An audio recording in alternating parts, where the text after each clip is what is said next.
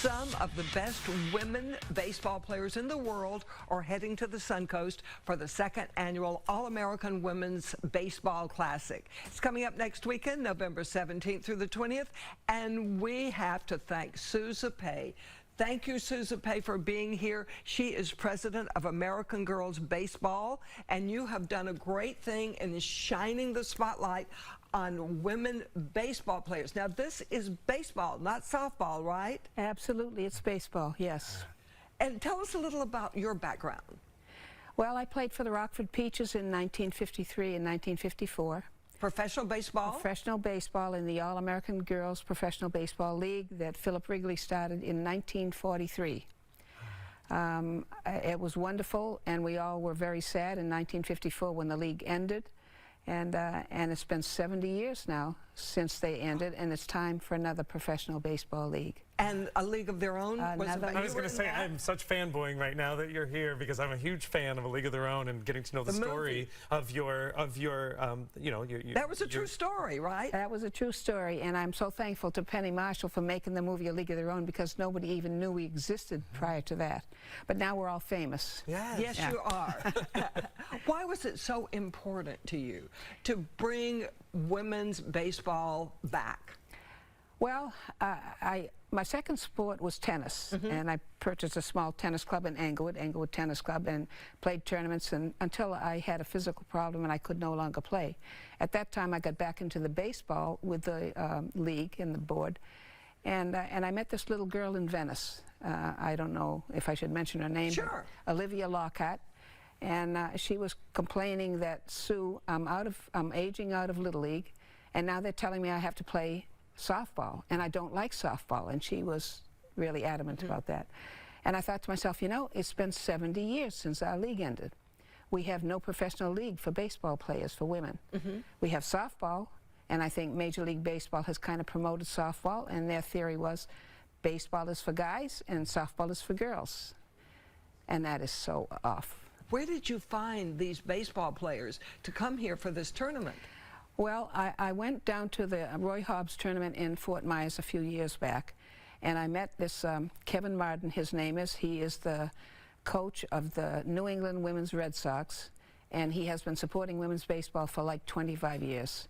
And I said, why don't we have a pro league? And he said, Sue, I've been trying. It's so political. There's little pockets of girls all over this country playing baseball, but nobody has pulled them together, unified them.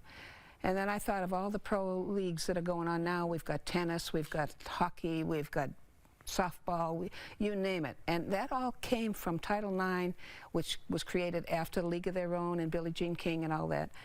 And I thought, where is baseball? Somebody needs to do something about getting a professional baseball, because these young girls coming up, they're incredibly good, way better than we were. And when they get up into high school, they have to go to softball or they have nothing. And I thought that needs to be corrected. So my thought was, if I have this tournament, where did I get the players? I'll back up a little bit. Kevin was the one that helped me with that.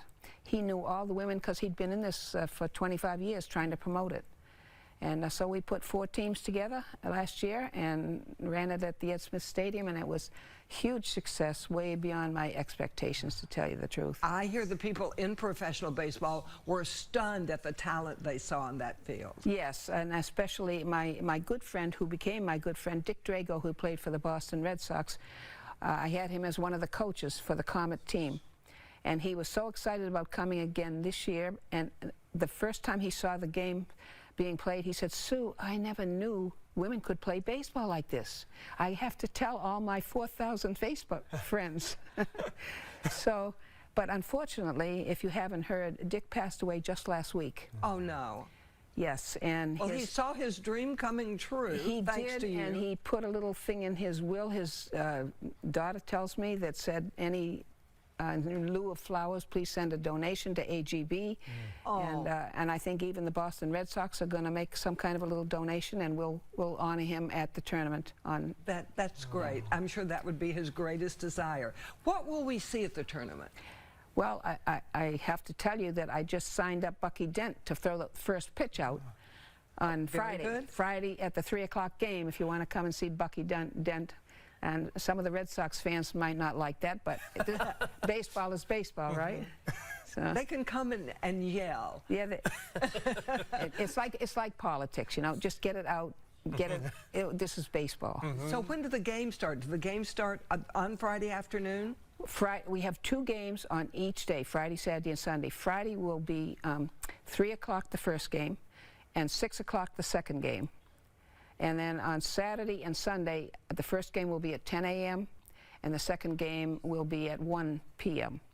So we have 2 games for each of those 3 days. And then on Monday, we have a free clinic, and it'll be at the main stadium at Ed Smith.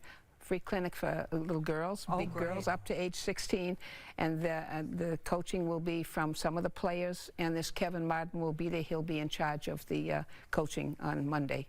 What a great week, a history-making weekend this is going to be. We don't want to miss this. Thank you, Sue, for all of your work in making this possible. Thank you. The second annual All-American Women's Baseball Classic will be at Ed Smith Stadium November 17th through the 20th. You can find tickets and information at American Girls Baseball.